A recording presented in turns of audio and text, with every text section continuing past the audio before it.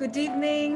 Welcome to a wonderful book, Power of Now, जो हमें सिखा रही है कैसे हम अभी इस समय में रह सकते हैं. हमें ट्रेन कर रही है धीरे धीरे. मीनिंग्स बताए जा रहे हैं हमें जो शायद हमें नहीं पता थे. एंड ये जर्नी स्लोली एंड ग्रेजुअली हम बढ़ाएंगे धीरे धीरे. आइए शुरू करते हैं आज सान्या के साथ दिस ब्यूटीफुल बुक. आइए शुरू कर लें.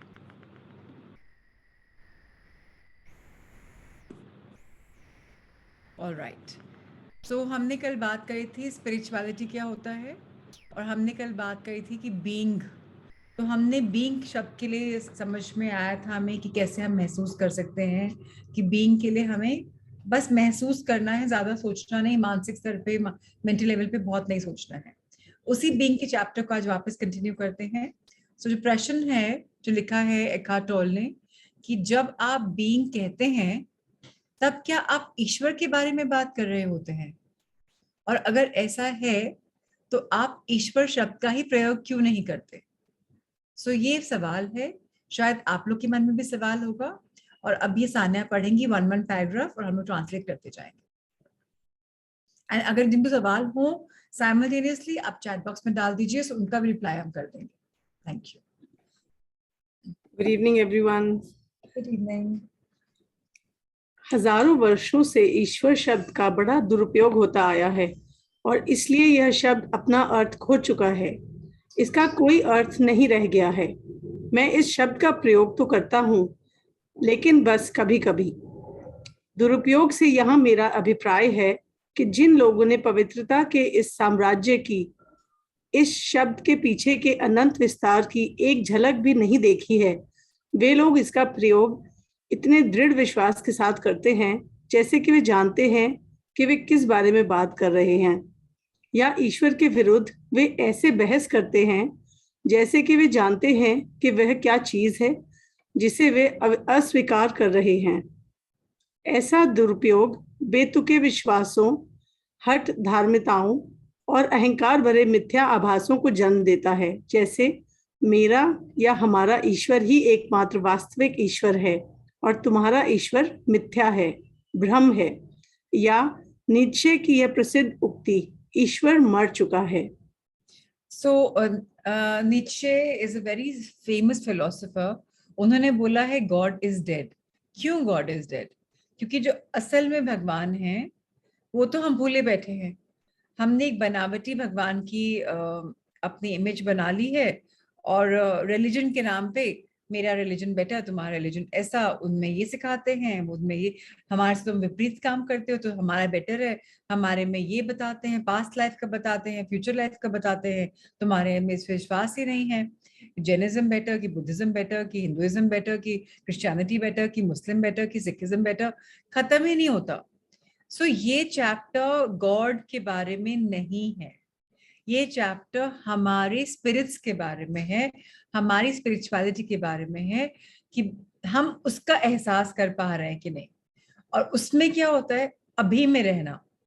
जो अभी में रह सकता है बिना ताना बाना में सोचे विचार करे कि ये बेटर है कि वो बेटर है, उसके साथ हम रहेंगे. इसमें एक विशालता है. इतना ज्यादा इसमें विशालपन है जो आपको धीरे धीरे शायद समझ में आएगा. ये कोई भी मिथ्या रिलीजन के ऊपर बिल्कुल भी नहीं बेस्ड किताब है, तो वहां पर कंफ्यूज मत होइएगा. आप सोचेंगे कि भाई एक क्रिश्चियन ने लिखी है तो क्रिश्चियनिटी के ऊपर होगा या हिंदुइज्म के बारे में है, बिल्कुल भी नहीं. This is about being, spirituality के बारे में. आइए आगे पढ़ते हैं. यह ईश्वर शब्द आज एक सीमित और संकुचित अवधारणा बनकर रह गया है. जैसे ही इस शब्द को बोला जाता है तो तुरंत एक मानसिक छवि उभर कर आती है.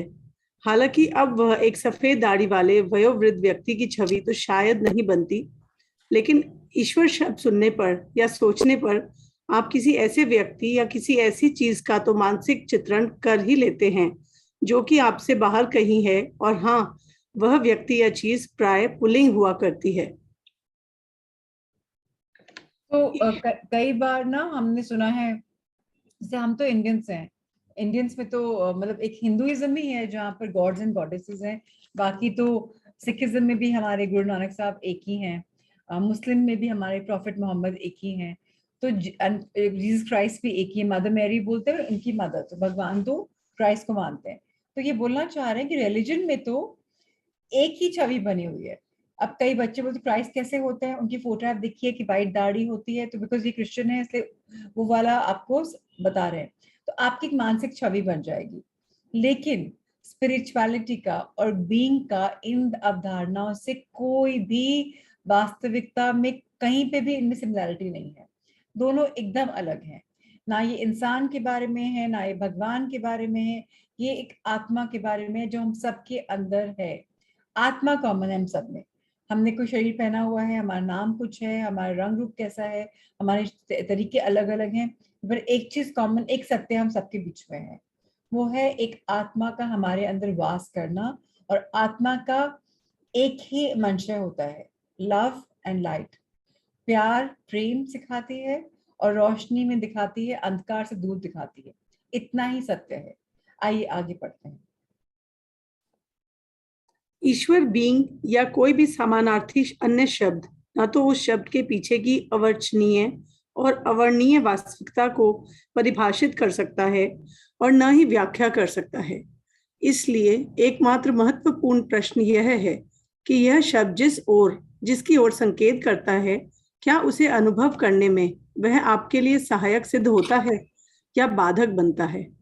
क्या यह शब्द खुद से परे उस वास्तविकता से की ओर संकेत करता है जो कि अत्यंत गूढ़ है, अनुभवातीत है, या वह खुद को आपके मन में केवल एक ऐसी अवधारणा के रूप में, ऐसी एक मानसिक मूर्ति के रूप में बड़ी आसानी से ढल जाने देता है जिससे कि आप विश्वास रखते हैं?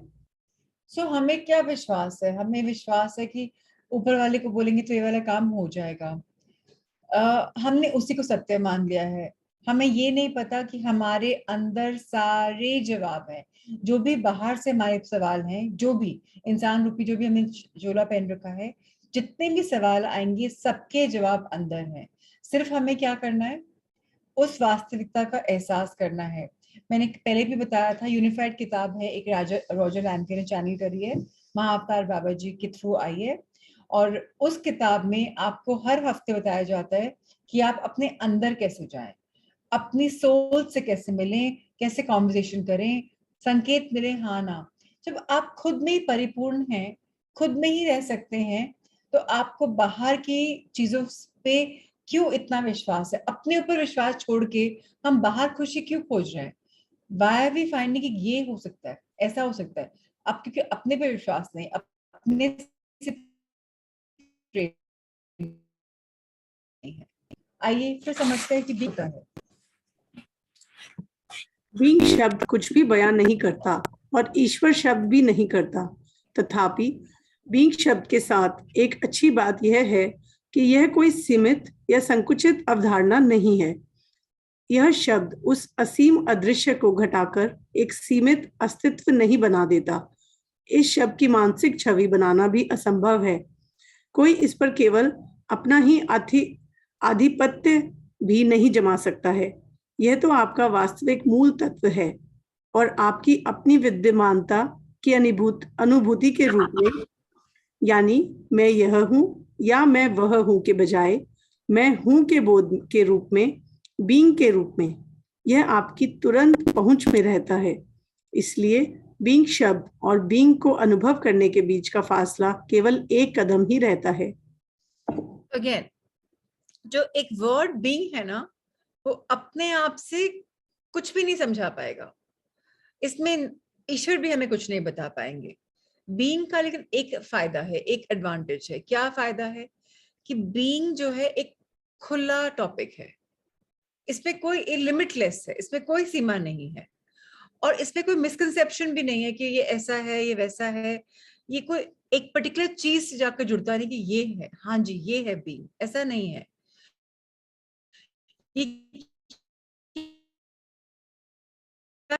ये आपकी एक मेंटल की है, आपने एक अस्तित्व बना रखा है। और इस उसको कहीं ना कहीं तोड़ता है ये, कि भाई बीइंग इज ओनली बीइंग। ना ये भगवान से जुड़ा है, ना ये किसी और मूल धारणा से जुड़ा है। ये इसकी आपको अनुभूति करनी पड़ेगी, एक्सपीरियंस करना पड़ेगा कि वाकई में बीइंग से एसेंस क्या है। और हम सबके पास अभी भी हम चाहें 2 मिनट के लिए, अगर हमने वो साउंड ऑफ साइलेंस में सुन लिया, एकदम से हम बीइंग में आ जाते हैं, क्योंकि उसके कुछ फ्रैक्शन ऑफ सेकंड तक तो थॉट कुछ भी नहीं आता, because sound of silence beautiful लगती है। उसका एक साइंटिफिक पर्पस, बिकॉज वो हमारे अंदर साउंड है। कि अभी आप मुझे बताएं कितने लोगों ने वो साउंड कभी सुनी है। जैसे अब हमने ये किताब कल परसों साउंड आपको सुनाई, उसके पहले आपने अपने अंदर वो साउंड कितनी बार सुनी। इसका मतलब अगर आपने वो साउंड सुनी तो आप बीइंग एक्सपीरियंस कर चुके हैं, आपने वो आवाज सुनी है, और आपको पता है कि उस समय मैं थॉटलेस था, विचार नहीं था मुझे कुछ भी। तो छाया जी ने बोला उन एक्सपीरियंस करिए। अब शिबा रोज सोनिया यही बोले नहीं एक्सपीरियंस करी। क्यों? क्योंकि हमने ट्रेनिंग दे रखी है थॉट पे थॉट पे थॉट पे थॉट। हमने मेडिटेशन भी शायद नहीं करी, क्योंकि हमें आता ही नहीं। और मेडिटेशन भी करी तो गाइड मेडिटेशन करी, गाइड मेडिटेशन में भी कोई वाचक कुछ ना कुछ बोल रहा होता है, हम वो फॉलो कर रहे होते हैं। पर कितनी बार हम चुप बैठते हैं। जैसे विपश्यना में जब होता है, कोई म्यूजिक नहीं है, कोई साउंड नहीं है, 10 साढ़े 10 घंटे आप दिन में मेडिटेट करते हो एकदम बीइंग में। वहां तक कि अगर आपकी बॉडी में सेंसेशन भी आती है, आपको यहाँ खारिश भी हुई, आपको उसको भी नहीं अपना हाथ हिलाना है। तो वहां हम बीइंग में होते हैं।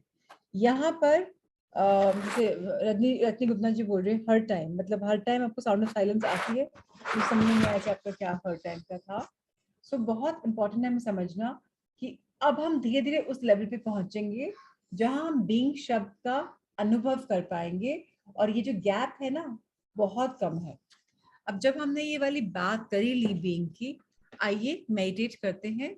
मेडिटेट करते हैं मतलब 1 मिनट घड़ी में देखकर हम सब क्वाइट होंगे, वो आवाज सुनेंगे कि क्या है वो आवाज, क्या है, कैसे हम साइलेंस में रह सकते हैं, और मैंने वो आवाज अपने आप सुनने के लिए मैं तैयार हूँ कि नहीं।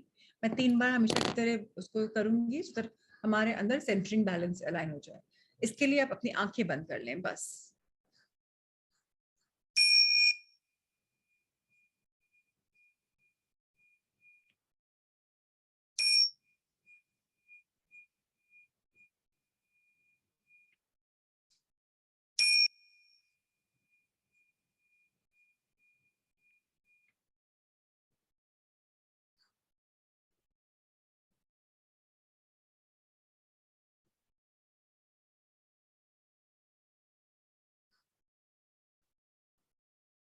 जिन किसी लोग को भी हम लोग को, अब हम आंखें खोल सकते हैं, थॉट्स नहीं आए इस आधा मिनट 1 मिनट के अंतराल में, तो हम एक कदम आगे पहुंचे हैं बीइंग में।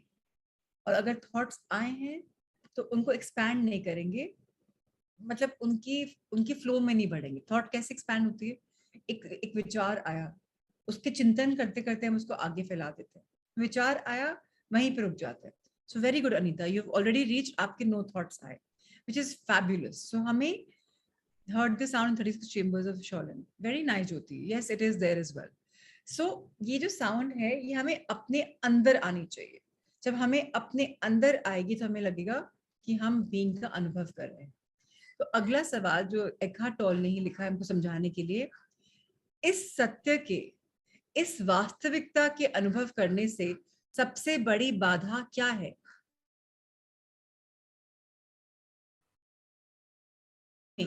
तो मतलब अगर इतना आसान है बीइंग में रहना है, तो फिर प्रॉब्लम क्या है, ऑब्स्टिकल्स क्या है, बाधाएं क्या आ रही हैं? अब समझते हैं क्या बाधाएं आ रही हैं। Let's read it. अपने मन के साथ तादात्म्य कर लेना, यानी उसके साथ एकाकार व एक जान हो जाना ही सबसे बड़ी बाधा है। ऐसा करना विचार को अनिवार्य बना देता है। विचार को, सोचने को रोक पाने में समर्थ होना एक दुखदाई अवस्था है, एक बड़ा भारी क्लेश है। लेकिन हमें इसका भान इसलिए नहीं हो पाता है क्योंकि लगभग हर कोई इससे पीड़ित रहता है, इसलिए हमने इसे एक आम बात मान लिया है। लगातार होता यह मानसिक शोर आपको आंतरिक शांति के उस प्रदेश में प्रवेश कर पाने से वंचित कर देता है जो कि बीइंग के साथ अप्रत्यक्ष रूप से रहा करता है। यह एक मिथ्या व मनगढ़ंत अहम भी रच लेता है जो कि भय और दुख का अंधकार फैला देता है। इस पर हम बाद में सविस्तार चर्चा करेंगे। हम डिटेल में तो बात करेंगे इसके साथ। अब जो हमारा मन है वो तादात्म्य, हमने क्या बात की थी, तादात्म्य क्या है, आइडेंटिफिकेशन, लेबल, कि हमने ये चीज प्लान कर ली है कि ये ऐसे होगा, हमने अपने आप को लेबल्स में जकड़ लिया है। लेकिन जिस समय हम अपने लेबल्स में से अपने आप को हटा लेंगे, वननेस फील करेंगे, one body one soul feel करेंगे, तब जाकर कहीं ना कहीं जो बाधा है लेबलिंग की, वो हम दूर कर पाएंगे।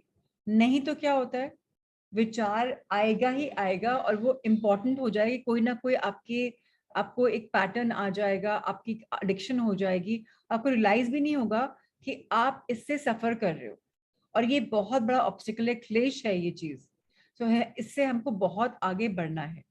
और ये जो हमारे कंटिन्यूस दिमाग में बातें चलती रहती, कंटिन्यूस दिमाग में शोर चलता रहता है, इससे हमें अपने आप के अंदर की स्थिरता को, स्टिलनेस को पहचानने से दूर करता है ये।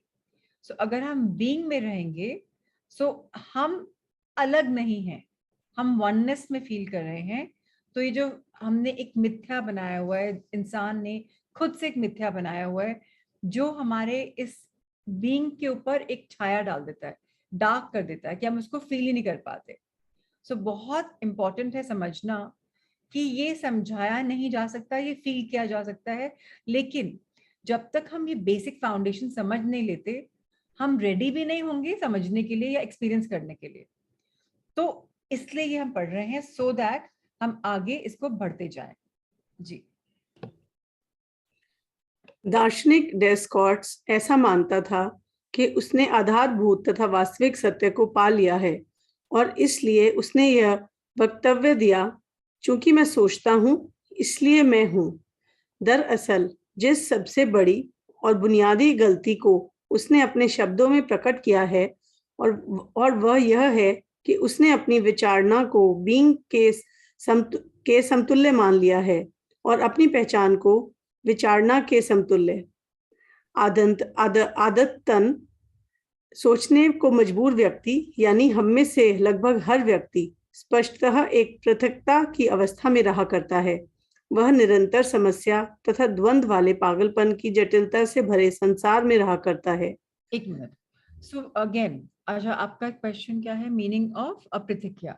सो अप्रतिक्रिया, अप्रतिक्रिया means something which is very divinely, जैसे भगवान का रूप, जो अभी हमने बात करी ना, कोई मूर्ति है या कोई इमेज है, या बुड्ढा बाबा की बात करी क्रिश्चियंस ने।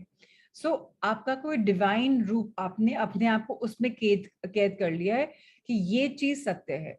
तो अगर आपने उस पर विश्वास कर लिया, तो आपका अपने ऊपर से विश्वास कम हो गया। That is what we are talking about.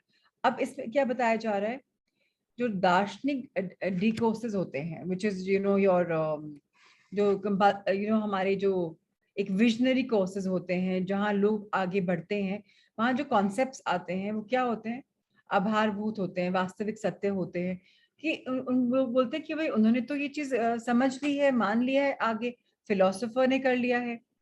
सो जो फिलोसोफर डिस्कार्टिस थे, उन्होंने ऐसा माना कि उनको एक सच सच का फीलिंग उनको आ गई।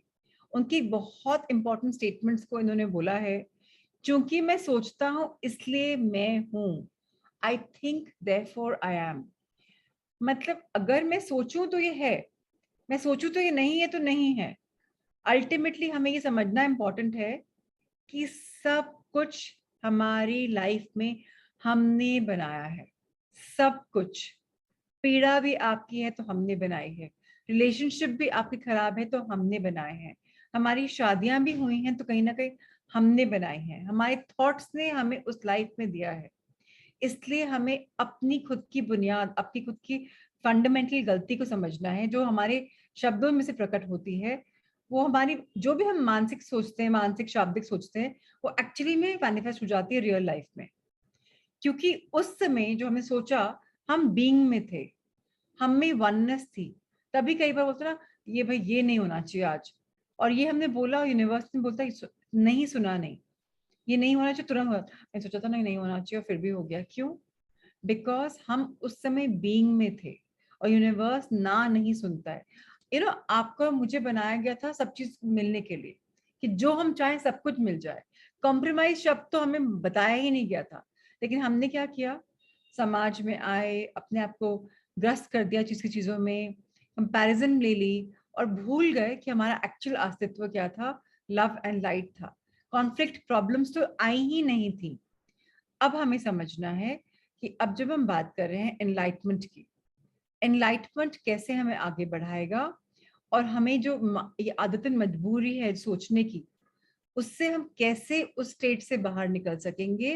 और ये जो कंटिन्यूस प्रॉब्लम हमारी लाइफ में आती रहती हैं, एक जटिलता पागलपन की प्रॉब्लम रहती है, वो कैसे हम उससे अपनी लाइफ में अपने आप को फ्री कर सकते हैं। तो सेंटेंस दोबारा एक बार पढ़ते हैं समझने के लिए।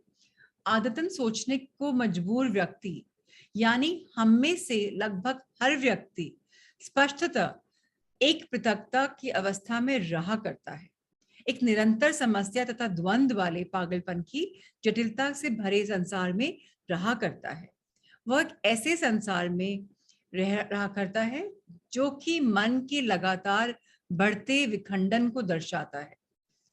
आगे पढ़िए प्लीज साने।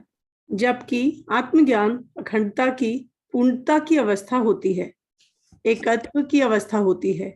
जीवन के प्रकट रूप इस संसार के साथ भी एकत्व, और साथ ही जीवन के अप्रकट रूप अपने अंतरम स्वरूप के साथ भी एकत्व, अर्थात बीइंग के साथ एकत्व, और इसलिए यह एक शांतिमय अवस्था होती है।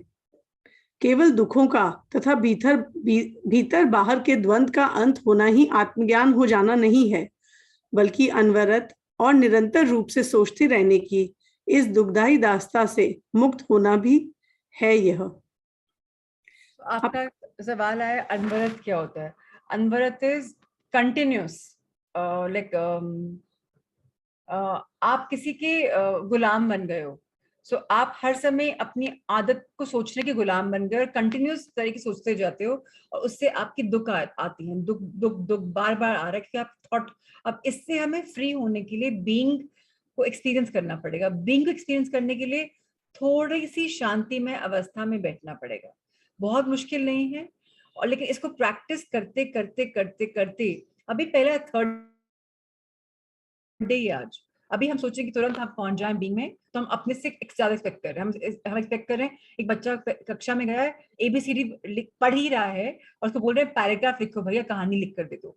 सो हम वहां ग्रेजुएट करेंगे आराम आराम से, कोई जल्दी नहीं है, समझते हैं कॉन्सेप्ट क्या है और आगे बढ़ते हैं। सब क्लियर है? किसी कोई डाउट है चैट बॉक्स में प्लीज डाल दीजिए, बिकॉज मैं चाहती हूँ हर इंसान जो भी हम लॉग्ड इन है, हमें कुछ ना कुछ समझ में आ रहा है और हम आगे बढ़ते जा रहे हैं। आइए आगे बढ़ते हैं। अपने मन के साथ खुद को तादात्म्य कर लेना, उसके साथ खुद को एक रूप व एक जान कर लेना, यह धारणाओं, लेबलों, छवियों, निष्कर्षों और परिभाषाओं का एक ऐसा धुंधला पर्दा बना देता है जो कि सभी सच्चे संबंधों में बाधक बन जाता है। यह पर्दा आप और स्वयं आपके बीच, आप और आपके संगी साथियों के बीच, आप और प्रकृति के बीच, आप और ईश्वर के बीच आ जाता है। यह विचार का पर्दा ही जो पृथकता का अलगाव का भ्रम पैदा कर देता है। यह भ्रम कि आप हैं और एक बिल्कुल अलग कोई और हैं। तब आप यह सारभूत तथ्य भूल जाते हैं कि शारीरिक प्रतीति तथा पृथक रूप वाले स्तर के नीचे नीचे आप जो कुछ भी हैं उसके साथ आप एक हैं। भूल जाने से मेरा अभिप्राय यह है कि फिर आपको यह एकत्व एक स्वयं सिद्ध सत्य जैसा लगता ही नहीं है। आप इसके सत्य होने का विश्वास भले ही कर लें, लेकिन फिर भी आप जान नहीं पाते हैं कि यह सत्य है।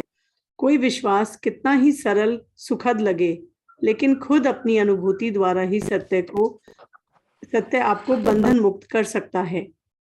बहुत इम्पोर्टेंट है हम सबको समझना कि अगर हमने अपने आप को लेबल्स में कर लिया है, आइडेंटिफाई कर लिया है, एक सोच विचार में डाल दिया है, एक इमेजेस में डाल दिया है, रिजल्ट्स में डाल दिया है, तो हमारी जो फ्यूचर की प्रगति है वो ब्लॉक हो रही है, उसमें धुंधला पर्दा आ गया जिसको हम क्रॉस नहीं कर सकते, और ये हमारी रियल रिलेशनशिप्स में एक अड़चन बन के सामने खड़ा हुआ है। और ये अड़चन क्या है? ये अड़चन आपके और आपके लव्ड वंस के बीच में तनाव शायद होगा, आपकी और आपके रियल नेचर के बीच में तनाव होगा। अभी आपके रियल नेचर क्या है? Love and light. लेकिन अब आप क्या बोलते हो? मैं बहुत शॉर्ट टेम्पर्ड हूँ, मेरे साथ ये हो जाता है, मेरे को समझ में नहीं आता, गुस्सा आ जाता है। ये आपकी रियल नेचर नहीं है, लेकिन आपने अपने आप को आइडेंटिफाई कर लिया है कि ऐसा होता तो मुझे ऐसा हो जाता है। और आपके और ईश्वर के बीच में क्यों आता है? ईश्वर हमारे अंदर है, बट हम इसको बाहर खोज रहे हैं, हम मूर्तियों में खोज रहे हैं, हम किसी पूजा की जगह पे खोज रहे हैं, मंदिर, मस्जिद, गुरुद्वारे, चर्च, वहां खोज रहे हैं। तो अगेन बहुत इंपॉर्टेंट है समझना कि ये भ्रम है, और ये कोई और नहीं है, ये हमें अपने आप समझना है। हमारी जो बॉडी में है, जो हमने एग्जाम्पल्स बनाए हुए हैं, जो हमने एक इमेजेस बनाए हुए हैं, उनसे हमको अपने आप को अलग करके वननेस में फील करना है। सबके प्रति करुणा, सबके प्रति कंपैशन, जब हम इसको फॉलो करेंगे थोड़ा सा, तो स्वयं सिद्ध सेल्फ प्रोक्लेमिंग ट्रूथ हम सबके सामने आ जाएगा, और हमें विश्वास भले है कि नहीं है, बाद में हम खुद सत्य देख पाएंगे। और जब सत्य देख पाएंगे तो हमें बहुत इजी लगेगा कि वाह, इतना इजी एक्सपीरियंस करना, इस बंधन बंधन से मुक्त रहना और बीइंग में रहना। तब आप बोलेंगे 1 महीने के बाद, यार मुश्किल तो बिल्कुल भी नहीं था, अभी लग रहा है मुश्किल, लेकिन बाद में बोलेंगे सो इजी, हम तो तुरंत पहुंच जाते हैं। क्योंकि पढ़ पढ़ के हमारे दिमाग में इंग्रेन हो चुकी छवि आ चुकी है कि मुझे इस जाल से फ्री होके अपने आप को खोजना है। अच्छा, अपने आप को खोजने से क्या होने वाला है? आप लोग बोलेंगे कि हम वर्ल्ड में रह रहे हैं, सो ये तो बहुत जरूरी है ना लोगों में बिलीव करना। जब आप अपने अंदर बिलीव करेंगे, अपने अंदर बीइंग की अवस्था में जाएंगे, तो आपको लोगों पे भी ज्यादा बिलीव होगा। अभी आप उनको मिसट्रस्ट भी करते हैं, ये इसको इससे फायदा नहीं हो सकता, नुकसान नहीं हो सकता, इसको भरोसा नहीं कर सकते, ये ऐसा है, ये वैसा है। क्यों? हमने जकड़ा हुआ है अपने आप को किसमें? धारणाओं में, लेबल्स में, छवियों में। निष्कर्ष निकाल लेते हैं, या डेफिनेशन, तुमने क्या बोला, मैंने क्या समझा। हमने अपने आप को क्योटिक वर्ल्ड में डाला हुआ है। जब हम अपने आप को पहचान जाएंगे, बीइंग को पहचान पाएंगे, तो हम लाइफ में और एंजॉय कर पाएंगे। जो लोग स्पिरिचुअल होते हैं ना, उनमें एनर्जी इतनी ज्यादा होती है, अपना खुद के प्रोफेशन में तो रहते ही हैं, और जगह भी हर बड़े बच्चे के काम करते हैं, बिकॉज इतनी एनर्जी है, उनको पता है कि भैया मैं तो लव एंड लाइट हूँ, सब कुछ कर सकता हूँ, प्रॉब्लम क्या है। और उनकी बॉडी उनके साथ काम करती है।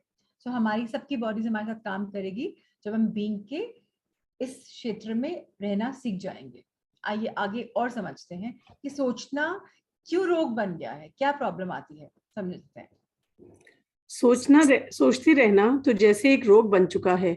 जब रोग कोई रोग तब होता है जब चीजें संतुलन से बाहर हो जाती हैं। उदाहरण के लिए शरीर में कोशिकाओं का विभाजित होना और उनका वृद्धि करना, इसमें कुछ गलत नहीं है। लेकिन जब यही प्रक्रिया संगठित शरीर रचना की उपेक्षा करके होती है, तब कोशिकाएं बहुजनन करने लगती हैं और हम रोगी हो जाते हैं। बहुत इंपॉर्टेंट है समझना हम सबको। हमारी बॉडी के अंदर ट्रिलियंस ऑफ सेल्स हैं, और ये जो सेल्स हैं ये चिपके हुए हैं आपस में, एक बॉन्ड्स जुड़े हुए हैं। अब जब हमने सोचा विचारा, तो हमारी बॉडी के सेल्स जहां सोच विचार रहे हैं, वो तुरंत कोशिकाओं पे अब उनका प्रभाव पड़ रहा है। और जब कोशिकाएं डिवाइड होती हैं, अपनी जगह से हिल जाती हैं, तो बीमारी आ जाती है। और ये जो बीमारी है, ये हमारी थॉट की वजह से आती है। जो हमने सोचा और वो घटित हो गया बॉडी में। अब हम रियलाइज करें चाहे नहीं रियलाइज करें, जिन लोगों ने मेरे से किताब पढ़ी you can heal your life, आपको बहुत क्लियरली पता है कि सोच की वजह से बीमारियां आती हैं। और सोच में जब हम एफर्मेशन डाल देते हैं उस बीमारी के साथ साथ, तो क्या होता है, हमें हम हील हो जाते हैं। आज का एग्जाम्पल देती हूँ मैं। आप, आई एम वेरी सेंसिटिव, मैंने कई बार पहले भी बोला है। एक बार किसी ने मुझे ऐसी बात बोली थी, बहुत हर्टफुल बात बोली थी, और मेरा यहाँ इतना बड़ा एक्सेस हो गया था। मैं उस दिन मॉर्निंग में क्लासेस कर रही थी, सब बोले क्या हो गया, इतना फूल गया, क्योंकि उसने मुझे जो बात बोली हिट कर दी। किताब में क्लियरली लिखा था वो क्यों फूला, क्या रीजन था, और क्या एफर्मेशन बोलनी है। अपने आप 3 दिन में वो चला गया। आज सुबह मैं उठी, आज थोड़ा लेट हो गया उठने में, तो मैं रात को बस दो दो एक घंटा सो पाई। तो मैं सुबह उठी आज 5 बजे। अब 5 बजे लेट था, मुझे पता है कि आज मैं बहुत लेट हो गई स्केड्यूल से, चलो कोई बात नहीं। उठी तो मेरी आंख खुली नहीं रही। आई वाज लाइक ये क्या हुआ, व्हाट्स रॉन्ग। मैं जब उठी तो मैं उस समय 3 आदमियों के बारे में सोच रही थी कि कैसे हैं ये इंसान, इनको औरतें आगे बढ़ते हुए पसंद नहीं आ रही हैं और इनके लिए कुछ भी कह लेते हैं ये लोग। इस टाइप के लोग अभी भी हैं, मतलब किस रूढ़िवादी दुनिया में रह रहे हैं। मैं वो औरत मैं हूँ और 3 एक आदमी को मैं जानती हूँ जो मुझे आगे बढ़ने से रोक रहे हैं कि भाई ऐसा कि भाई कैसे सीख है उनको। अब गुस्सा आना रॉन्ग है, क्यों? क्योंकि मुझे एक्सेप्ट करना चाहिए कि हर प्रकार के इंसान होते हैं। तो मैंने किताब खोली लुईस है की, सिस्ट पढ़ा कि सिस्ट मुझे क्यों हुआ। और आपको विश्वास होगा चाहे नहीं होगा, आई डोंट नो, उसमें लिखा था कि आपको किसी के प्रति क्रोध है। और फिर एंड में एफर्मेशन लिखी थी कि मैं लव एंड जॉय सबको एक्सेप्ट करती हूँ। मैंने वो 108 बार एक बार करी और थोड़ी बर्फ लगाई, कम हुआ। फिर 108 बार करी, फिर कम हुआ। 108 बार करी। सुबह मेरी आंख ऐसी थी, अब मेरी आंख थोड़ी छोटी है, काफी नॉर्मल हो गई है। तो क्यों हो रहा है? थॉट सोची मैंने, उसका तुरंत मैनिफेस्ट करा यहाँ पर। सो थॉट्स आर अकेला। लोगों ने क्या बोला, मुझे परेशान कर गया तो यहाँ आ गया। मैंने लोगों के बारे में क्या सोचा और सही नहीं सोचा तो यहाँ आ गया। सो अगर, और ये क्यों होता है, जब आपकी थॉट्स एकदम वो रिफाइन हो जाती है ना, तो आपकी बॉडी एकदम रिएक्ट करती है। तो आप बोलेंगे तो प्राची रॉन्ग है, आप इतने सेंसिटिव हो गए, अब इतना सोचते हो। मैं बोलती हूँ अच्छा है, क्योंकि मैं बीइंग में रह रही हूँ। ट्राई, मैं ये नहीं बोलती हर समय, ऑफ कोर्स नॉट, काम काज है इतना सब, हर समय कोई आदमी इतना सोचता विचारता है। पर बहुत बार दिन में करीबन कम से कम 2 घंटा मेडिटेट करते हुए I try to be in the being. अब बॉडी में वो प्योरिटी धीरे धीरे आ रही है। सो अगेन मैं बोलना चाहती हूँ, अगर हमें फ्री होना है इस बंधन से कि उन तीनों आदमियों ने क्या बोला, तो मुझे बीइंग में रहना पड़ेगा। इट्स ओके, वो जो है अपने आप सब, ट्रस्ट द प्रोसेस। तो उससे क्या होगा, रोग नहीं आएगा, बिना बात की बॉडी में बीमारियां नहीं आएंगी। आइए आगे और पढ़ते हैं कि रोग क्या है। ध्यान दीजिए, मन एक बहुत ही उत्कृष्ट उपकरण है, बशर्ते कि इसका सही तरह इस्तेमाल किया जाए। गलत तरीके से इस्तेमाल किए जाने पर यह बड़ा विनाशकारी हो जाता है। और भी स्पष्ट रूप से कहा जाए तो बात केवल इतनी ही नहीं है कि आप अपने मन का इस्तेमाल गलत तरीके से करते हैं, बल्कि आम तौर तो आप इसका इस्तेमाल करते ही नहीं हैं। दरअसल वही आपका इस्तेमाल किया करता है। यही रोग है। आप समझते हैं कि आप अपना मन है, यह एक भ्रांति है, भ्रम है, मिथ्या आभास है, यानी यह उपकरण आप पर हावी हो चुका है। इसका क्या मतलब हुआ, कोई समझाएगा मुझे? चलिए, आपको क्या समझ में आया आप पॉन्डर करिए, जो मुझे समझ में आया मैं बताती हूँ। जब कोशिकाएं विभाजित होती हैं तो बीमारी आती है, बॉडी में कुछ ना कुछ आता है। और ये होता है सोच की वजह से। सोच का मतलब, सोच कहाँ से आती है? मन से उत्पन्न होती है।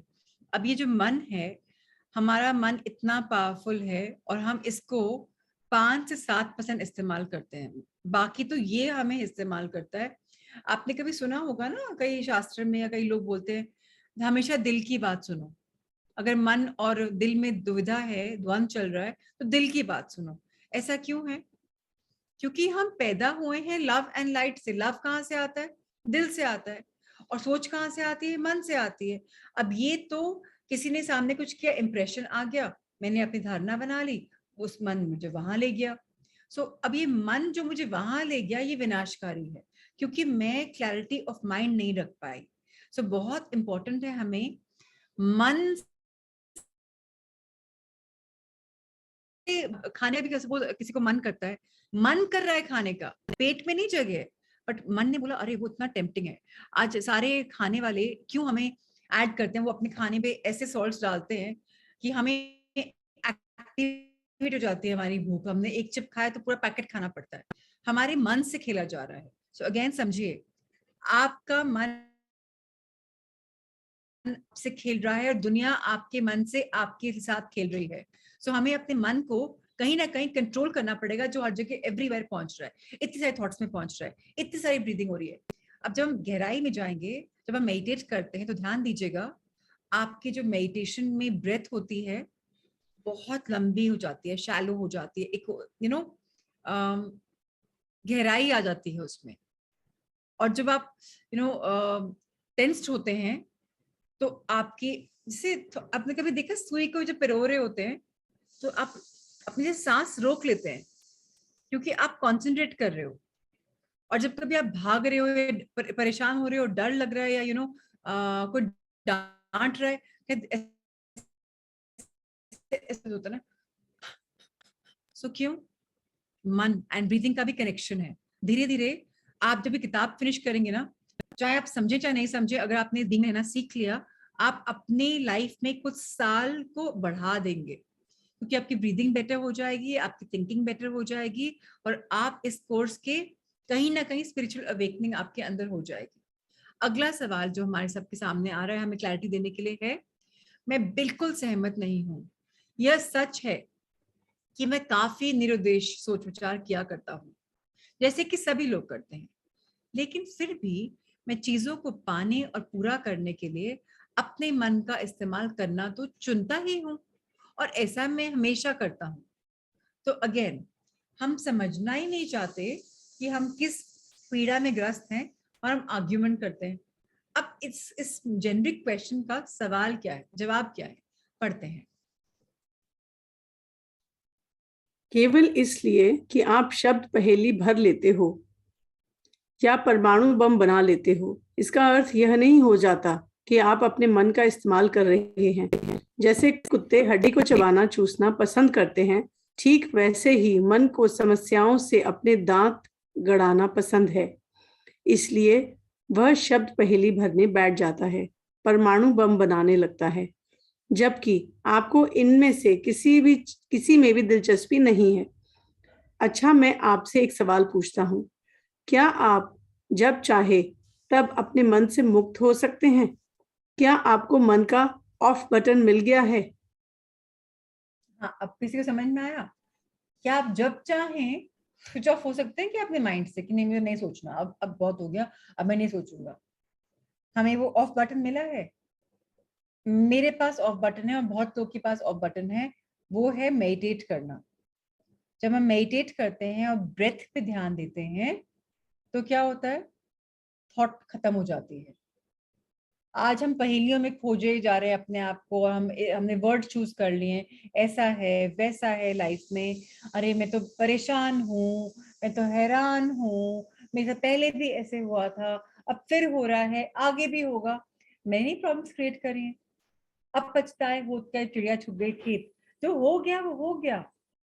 अब तो रेडी हो जाओ, अब तो अपने अंदर बीज डाल लो कि मैं पनपूंगा एक क्लैरिटी के साथ।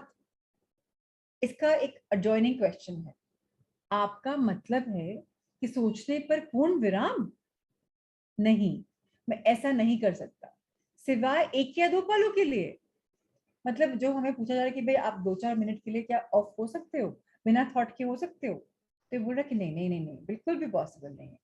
आइए, एकार्ट टोल ने क्या समझाया वो समझते हैं। तब तो आपका मन आपका इस्तेमाल ही कर रहा है, अनजाने ही आप उसके साथ तादात्म्य में हो गए हैं, उसके साथ एकाकार व एक जान हो गए हैं। इसलिए आप यह जानते तक नहीं हैं कि आप उसके गुलाम हो गए हैं। यह लगभग ऐसा ही है जैसा आपके दिलो दिमाग पर कोई हावी हो जाए और आप यह बात जानते भी ना हो, और फिर उस हावी होने वाले के स्वरूप को आप अपना ही स्वरूप समझने लगे हों। स्वतंत्रता की आजादी की शुरुआत इस बोध से होती है कि आप पर हावी है वह आप नहीं हैं, आप उससे अलग हैं। यानी आप विचारकर्ता नहीं हैं, उससे अलग हैं। यह जानना आपको अपने स्वरूप को देखने की क्षमता देगा। जो ही आप विचारकर्ता को देखना, उसका अवलोकन करना आरंभ करते हैं, त्यों ही चैतन्यता का एक उच्च स्तर आप में सक्रिय हो उठता है। तब आपको यह बोध होना आरंभ हो जाता है कि विचार से परे प्रज्ञा का एक विशाल साम्राज्य है, कि विचार तो उस प्रज्ञा का एक शुद्ध व नगण्य पक्ष है। आपको यह भी बोध हो जाता है कि सचमुच महत्व वाली चीजें जैसे सौंदर्य, प्रेम, रचनात्मकता, हर्ष, भीतरी शांति, ये सब मन से परे ही पैदा होते हैं। यह So बोध हो जाने हाँ जी, यह बोध हो जाने पर आप जागना, चैतन्य होना आरंभ करते हैं। सो हमारा माइंड हमें कंट्रोल कर रहा है। अब हमने अपने माइंड को और अपने आप को एक बना लिया, मैं और मेरा माइंड तो एक ही है। बट आपने कभी सोचा कि जब आप कुछ सोच रहे होते हैं तो अंदर से एक आवाज आती है आपको, ऐसा कर लो। अगर आप शांति पूर्वक देखोगे, मेडिटेट करोगे, आप देखोगे वो आवाज कुछ ना कुछ बोले जा रही है, बोले जा रही है, बोले जा रही है। वो आपका थिंकर माइंड है, आपके साथ हमेशा वो आपको आपके साथ प्ले कर रहा है। और एक मन में कभी नेगेटिव एक माइंड बोलता है और एक माइंड पॉजिटिव बोलता है। तो अंग्रेजी किताबों में, पुस्तकों में और मूवीज में एक डेविल बैठ जाता है, एक सफेद रंग का वो पहन के आपका टियारा, फुल वाइट रोब्स, और एक डेविल आता है जिसके ऐसे दो सींग लगे होते हैं और लाल लाल हो रहा होता है। तो एक एंजल है, एक डेविल है। आपने कभी अपने अंदर के थिंकर को देखा, मिले आप उससे, कि विचार करता जो है उसको मैं देख पाऊं, वो और मैं सेम नहीं है? कभी उसको स्टडी किया, कभी ट्राई किया, कभी कॉन्शियस बने कि देखा कि अरे ये क्या, अगर मैं अपने आप को क्वाइट कर लूं तो मैं कहाँ जा रहा हूँ? अगर हमने ऐसा किया तो हमने अपने आप को एक लेवल आगे बढ़ाया कॉन्शियसनेस के प्रति। कॉन्शियसनेस मतलब अवेयरनेस, कि हाँ मैं कौन हूँ, आत्मा। ये कौन है, थिंकर।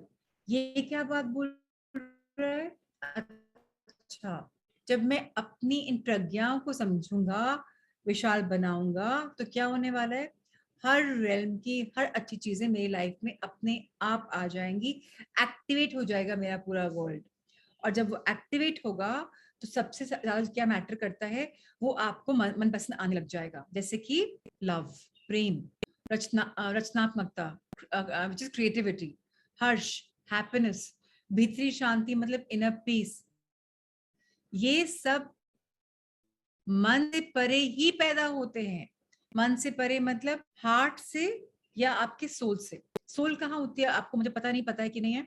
ये जो हमारा चक्रा है ऊपर का, ये चक्रा आपका स्पिरिचुअल चक्रा बोलते हैं। यहाँ से व्हाइट लाइट अंदर आती है। ऐसा बोला जाता है कि सोल इतनी छोटी सी अणु की तरह होती है कि दिखती भी नहीं, व्हाइट छोटा सा क्लाउड होता है।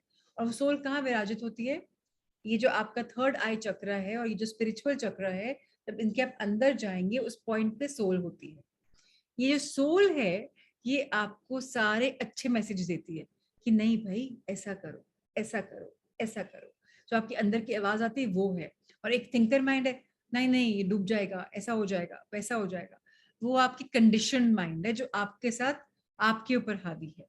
तो इस बात को समझते हैं और इस मिनट में अगेन हम एक पॉज देते हैं। और इस पॉज में ये नहीं कि हमने जो पढ़ा है उसके बारे में सोच, नहीं, हम इंजॉय करेंगे थॉटलेसनेस को, बिना विचार के उस फेज को। अगेन 3 बार सुनेंगे, आंखें बंद कर लें।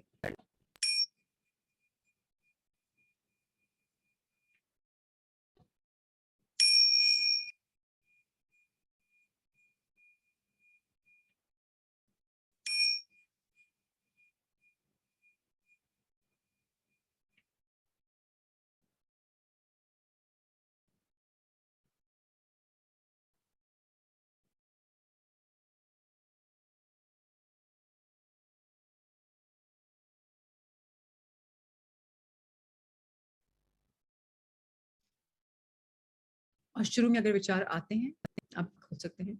शुरू में अगर विचार आते हैं तो आप अपनी सांस पे ध्यान दे सकते हैं। जब आप सांस का सहारा लेंगे, शुरू में अपने आप को के लिए का सहारा लेंगे तो आप देखेंगे कि हाँ अब थॉट्स नहीं आ रहे। और कई लोग को बिना सांस के सहारे के भी थॉट्स आने बंद हो जाएंगे, विच इज वंडरफुल। इसका मतलब हम कहीं ना कहीं आगे प्रोग्रेस कर चुके हैं या कर रहे हैं। अब सवाल आता है कि हमें खुद को अपने मन से मुक्त करना है, कैसे करना है, आगे समझते हैं। प्लीज पढ़िए। और इसका एक और क्वेश्चन ये भी साथ साथ में है कि विचारकर्ता का अवलोकन करने से आपका सही सही अर्थ क्या है। जो सवाल इसका मतलब है एग्जैक्टली क्या मीनिंग है कि अपने अंदर की थिंकर को देखो, वॉच करो उसको। क्या इसका समझ में आया? विचारकर्ता मतलब थिंकर, अवलोकन मतलब उसको देखना, उसका अवलोकन करना, उसको रियलाइज करना, ढूंढना। आइए पढ़ते हैं। अगर कोई किसी डॉक्टर के यहाँ जाए और उससे कहे मुझे अपने सिर में कोई आवाज सुनाई देती है, तो बहुत संभव है कि उसे किसी मानरोग चिकित्सक के पास भेज दिया जाएगा। लेकिन सच तो यह है कि हर कोई अपने सिर में कोई ना कोई आवाज या बहुत सारी चीजें वास्तव में हर समय सुना ही करता है। वह यह बेइरादा, बेइख्तियार और खुद ब खुद चलने वाली विचार प्रक्रिया है, जिसके बारे में आपको यह पता ही नहीं है कि इसे रोकने का सामर्थ्य आप में है। इस अनवरत चलने वाले स्वगत कथन तथा या कथोपकथन को रोकने का सामर्थ्य सचमुच आप में है। आपने सड़क पर आते जाते ऐसे पागल को शायद देखा होगा। एक मिनट साना, बहुत इम्पोर्टेंट है ये समझना कि हम डॉक्टर के पास जाएंगे और बोलेंगे मैं ना एक अपने अंदर की आवाज को सुन रहा हूँ। डॉक्टर बोलेगा तो पागल हो गया शायद, और वो बोलेगा इसको तो भैया कुछ ऐसी आवाजें आ रही हैं तो सही नहीं है। बट एक्चुअली जो हम आवाज सुन रहे हैं ये बेइख्तियार है, बेइरादा है और खुद ब खुद अपने आप विचार प्रक्रिया है।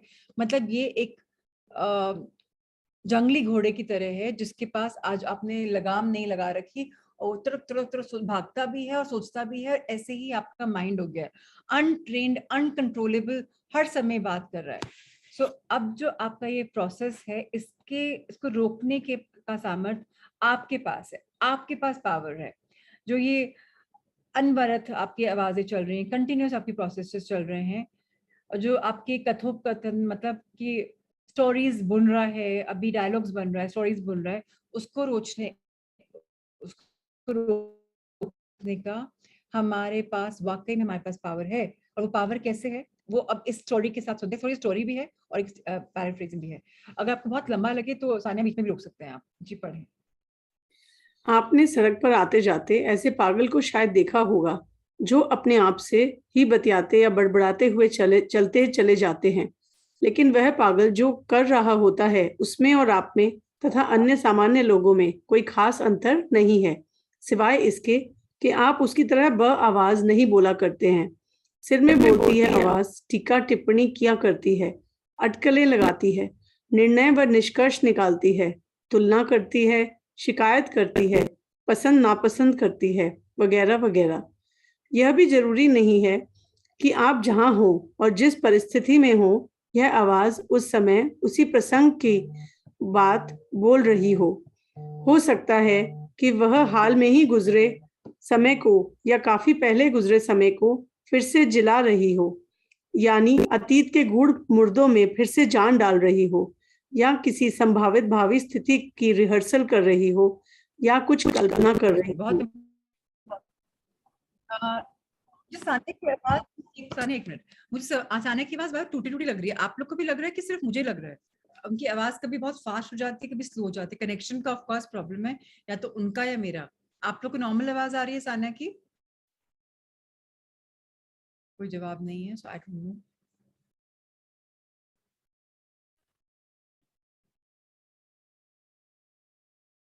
अभी प्रॉब्लम थी?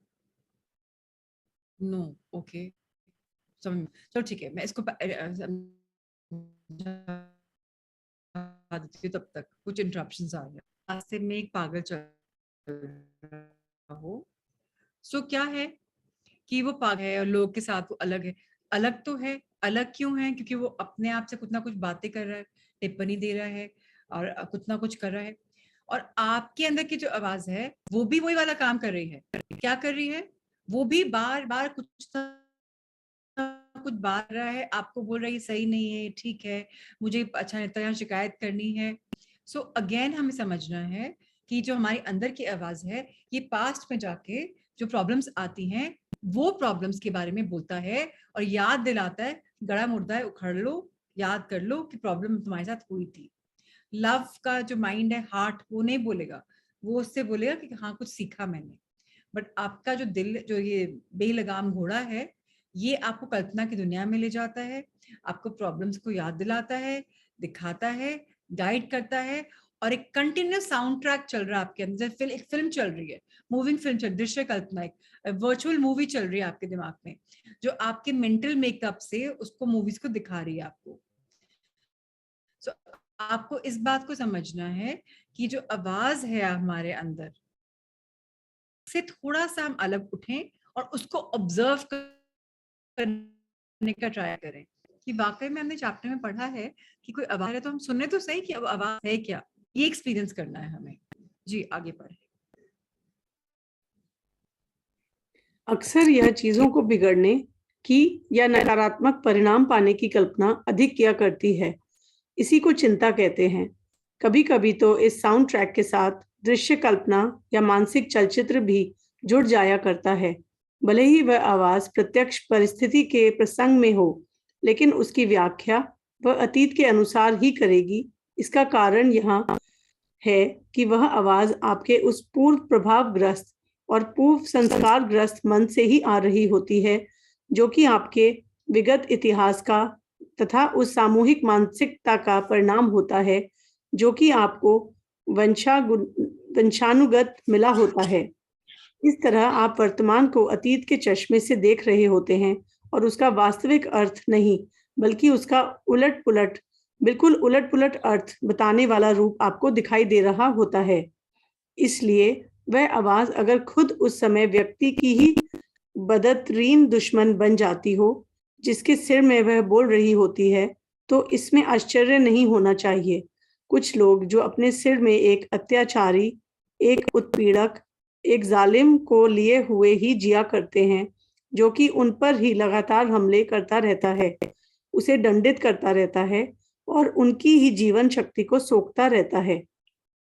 और फिर यही बन जाता है उनके क्लेश, कलह, व्यथा तथा दुख का और रोग का भी अनकहा कारण। अगेन बहुत इंपॉर्टेंट है कि वो जो आवाज हमारे अंदर आ रही है वो हमें हमेशा कुछ ना कुछ कचोट रही है, कुछ ना कुछ बोल रही है, क्योंकि वो जो आवाज है हमारे माइंड का कंडीशन माइंड हो गया है। कंडीशन मतलब इस कंडीशन में मैं ऐसा करूंगा, इस कंडीशन में मैं ऐसा करूंगा, ऐसा आएगा तो मैं ऐसा रिएक्शन दूंगा, रिस्पॉन्ड नहीं करूंगा, रिएक्शन दूंगा। तो अब ये जो आवाज है किसको बिलोंग करती है? कंडीशन माइंड को बिलोंग करती है। कंडीशन माइंड कैसे कंडीशन हुआ?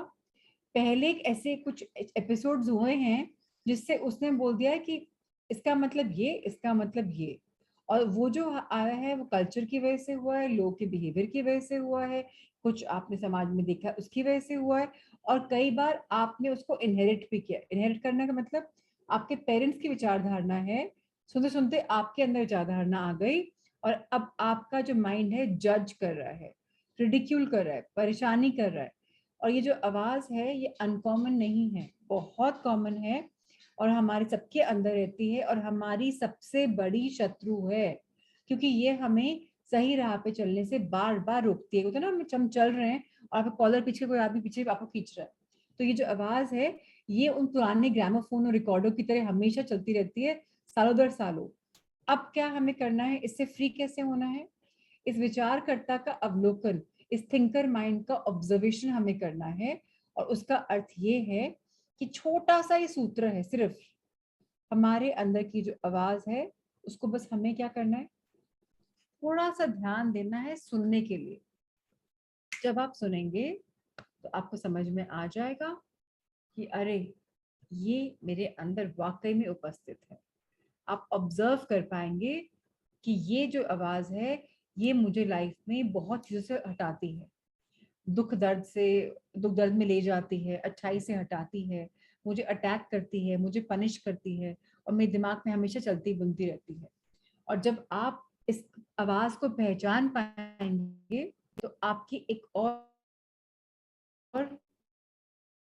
नहीं आएगी कि आपको सच के थोड़ा सा पास आ रहे हैं। Last paragraph.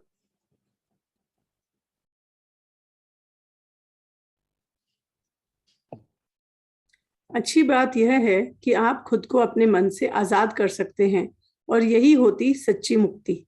इसका पहला कदम तो आप अभी ही उठा सकते हैं। जब जब भी हो सके आप अपने सिर के अंदर बोलती आवाज को ध्यान से सुनना शुरू कीजिए। बार बार आने वाले उन विचारों के ढर्रे पर विशेष ध्यान दीजिए जो पुराने ग्रामोफोन रिकॉर्डों की तरह आपके सिर में शायद सालों से बजते आ रहे हैं। विचारकर्ता का अवलोकन करने का मेरा यही अर्थ है। इसका सबसे छोटा सा सूत्र यह है कि अपने सिर की बोलती आवाज को ध्यान से सुनिए, एक साक्षी के रूप में वहां उपस्थित रहिए। जब भी आप उस जी आवाज को Should I continue? Yes please. जब भी आप उस आवाज को सुने तो तटस्थ भाव से सुने, यानी कोई निर्णय निष्कर्ष न लें। जो आप सुने उसकी कोई निंदा आलोचना भी ना करें और ना ही किसी नतीजे पर पहुंचे, क्योंकि ऐसा करने का अर्थ तो यही होगा कि वही आवाज पिछले दरवाजे से दोबारा अंदर आ गई है। तटस्थ भाव से सुनने पर आपको प्रत्यक्ष अनुभव होने लगेगा, एक आवाज है और उसे मैं सुन रहा हूँ, ध्यान से सुन रहा हूँ। यह मैं सुन रहा हूँ वाला बोध, आपके स्वयं वहां उपस्थित होने का यह भाव, यह कोई विचार नहीं है, यह तो मन के पार से आ रहा होता है। सो गुड न्यूज ये है हम सबके पास कि हम अपनी आवाज को ट्राई करेंगे तो सुन सकते हैं। और जब हम सुनते हैं इसको, हमें जज नहीं करना, अरे ये तो बकवास आवाज है, अभी बात करी थी ना हमने इसके बारे में, सच में मेरे अंदर तो आवाज है, और हम उसको परेशान करने लग जाए, उसकी निंदा आलोचना करने लग जाए। अब तक तो हमने ये देख लिया ग्रैटिट्यूड की बुक में, मैजिक की बुक में, कि निंदा आलोचना से दूर रहना है। और ये आवाज तो आपके खुद के अंदर की प्रोग्रामिंग है, तो इसको तो बिल्कुल भी निंदा आलोचना नहीं करनी, लेकिन एकाग्र रहकर, तटस्थ रहकर, इंटेग्रिटी में रहकर सुनने की चेष्टा करनी है हमें उस आवाज को। और जब हम उसको ऑब्जर्व करेंगे तो हमें समझना है कि मैं क्या सुन रहा हूँ, और तब हमें जब बोध होगा, एक्सपीरियंस होगा, तब हम कहीं ना कहीं खुलेंगे और आगे बढ़ेंगे। आइए अब साउंड ऑफ साइलेंस सुनते हैं और बाकी कंटिन्यू कल करेंगे। साइलेंस सुनते सुनते कोई मेडिटेशन भी करेंगे, तो आप सब आंखें बंद कर सकते हैं अपनी।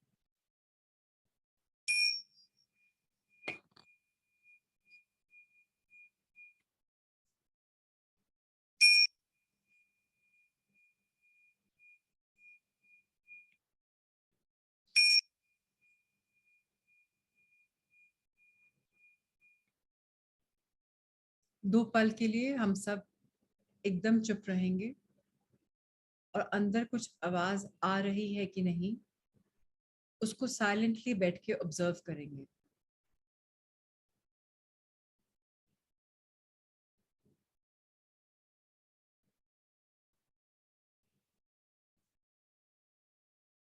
अगर विचार विमर्श आ रहा है, थॉट्स आ रही हैं, तो सांस को ध्यान दें, और साथ में देखिए है कि नहीं।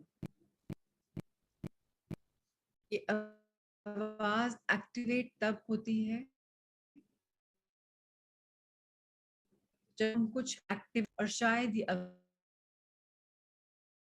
भी बोल सकती है किस फाड़े हुए हो, क्योंकि ये नहीं चाहेगी कि इसको आप डोमिनेट करें, आप इसका नियंत्रण रखें अपने हाथ में, आप कंट्रोल करें। तो अब एक पल के लिए फिर चुप रहें और देखें कि क्या हम उस स्टेज पे जा पा रहे हैं जहां एक भी विचार नहीं आ रहा है।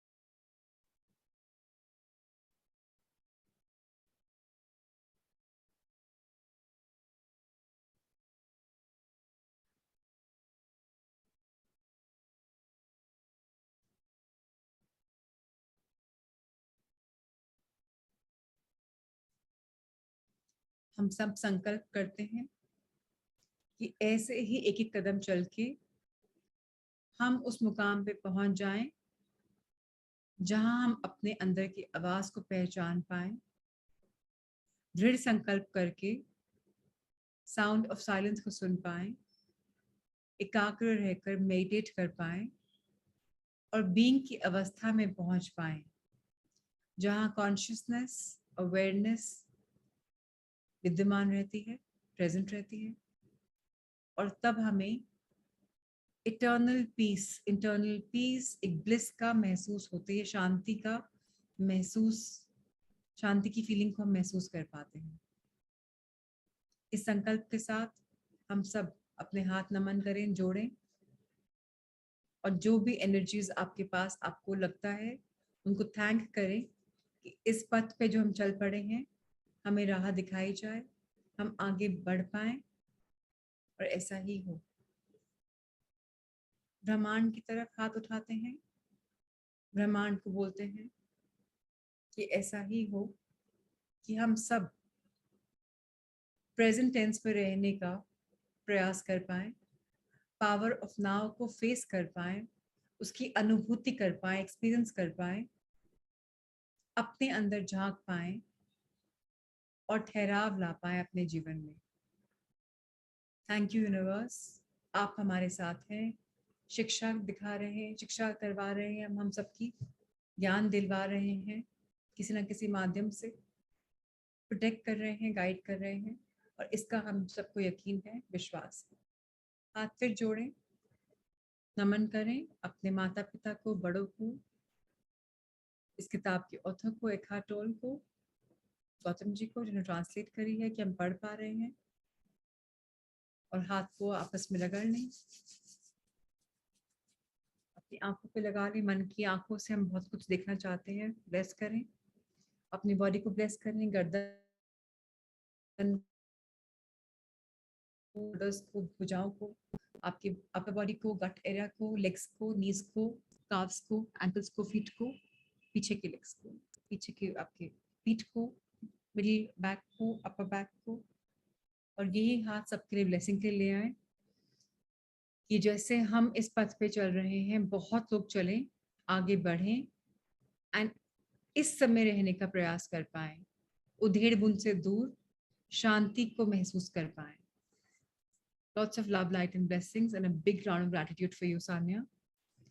Blessings for you, Sudha ji, Shobha ji, Chaya ji, Radni ji, Pooja, Madhu ji, Usha, Anita, Vandana, Sonia, Vaishali, Renu, Jaya, Madhuri, Mini, Chanda, Bhavna, Kusum, Gitika, Jyoti, Monica, Babita, Kiranji, Vibhuti, Sharda ji, Richa, and Sumanji, and everyone else and cameras off.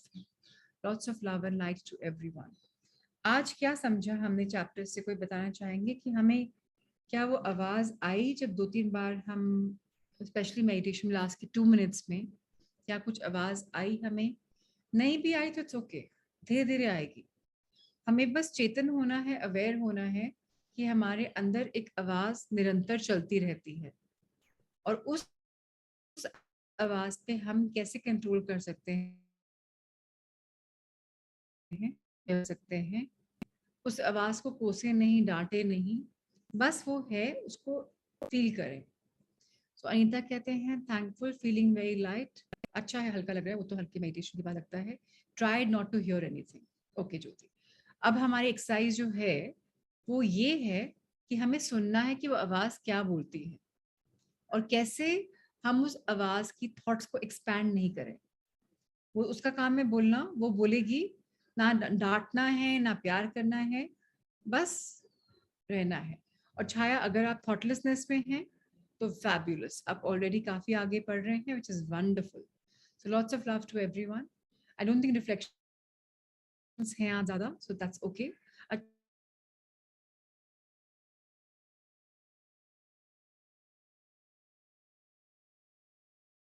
कभी नहीं होती। Yes many, हाँ जी please बोलें। आपको, हाँ, आपको unmute करना होगा। Thank you once again. Thank you for this nice meditation.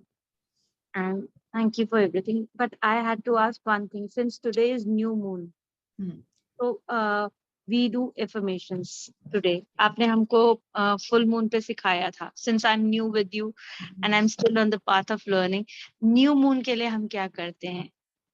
So देखिए, दो चीजें हैं। कई लोग सिर्फ फुल मून पे रिचुअल्स करते हैं, तब हम क्या बोलते हैं कि आप फुल मून पे अपना ड्रीम्स लिख लीजिए, सरेंडर कर दीजिए। और जिन लोग को पूरे मंथली साइकिल में अपना काम करना होता है, तो 15 दिन जब चांद दिखता नहीं है, काला होता है,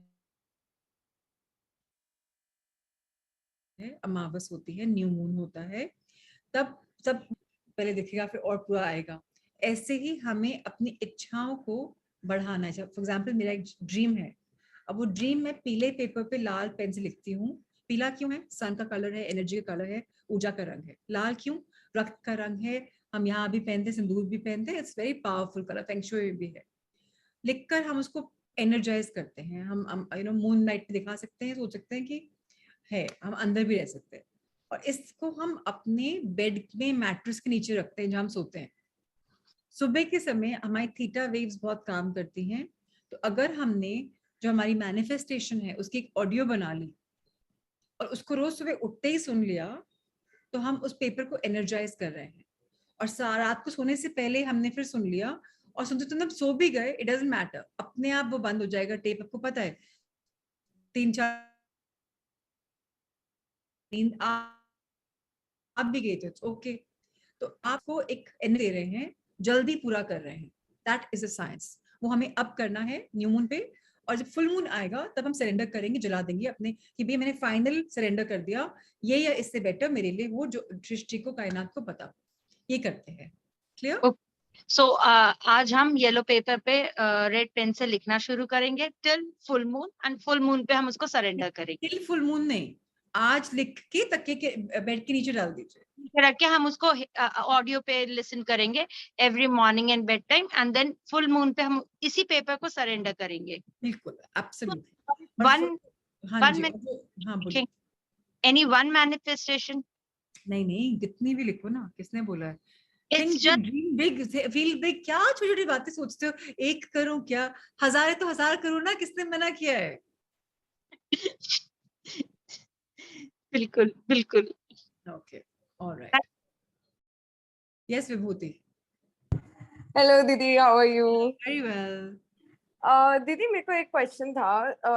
इन द ऑडियो यू स्टेटेड कि जो हमारे अंदर से आवाज आती है that is our enemy, like how it is our enemy? Because जो मुझे अभी तक लगता था it is our soul that is saying something to us, and maybe this is showing us a right path.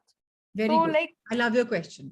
सो 2 आवाजें हमारे अंदर आती हैं, जैसे मैंने अभी बोला, एक डेविल की और एक एंजल की। जो आपका कॉन्शियस माइंड आपको कंट्रोल कर रहा है, जो नेगेटिव बात बोल रहा है, वो क्लियर हो जाओगे आप अपने आप। जो नेगेटिव बात बोल रहा है वो आपका conscious mind, controller, thinker mind बोल रहा है। और जब पॉजिटिव बात आ रही है वो आपका सोल बोल रहा है, बढ़ो ना विभूति, बढ़ो ना आगे, करो ना आगे। Soul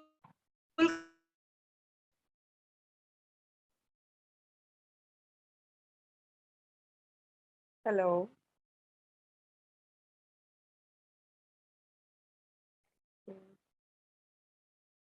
Didi, your video paused.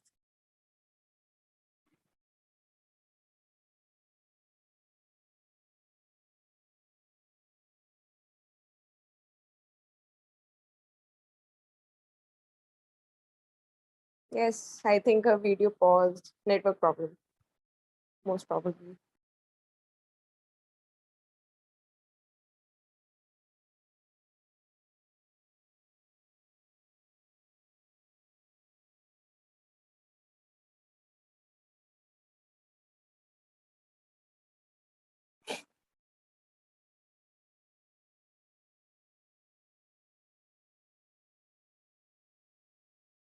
I think we should wait. She'll reconnect.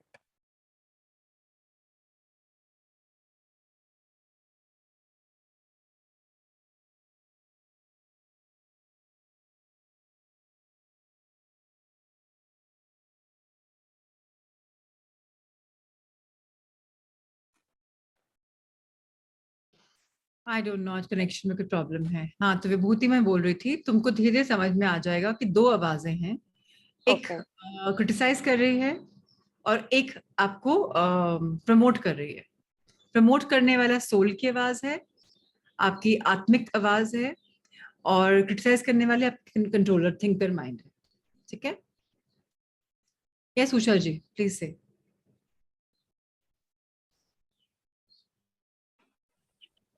Hello. हाँ जी, बोले। Thank you ma'am.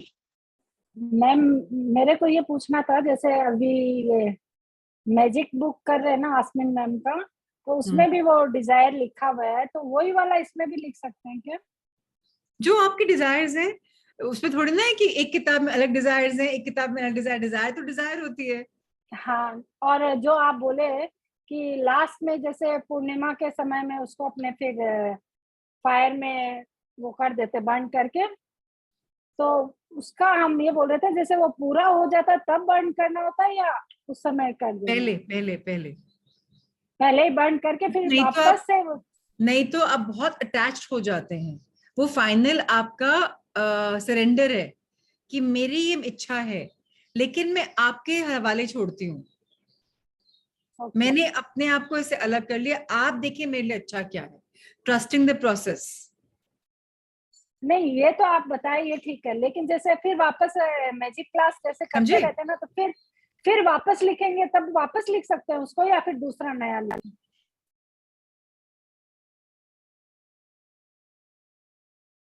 Hello hello.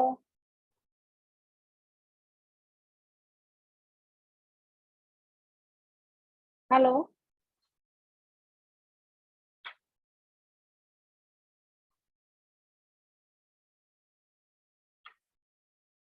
Ma'am, मेरी आवाज आ रही है?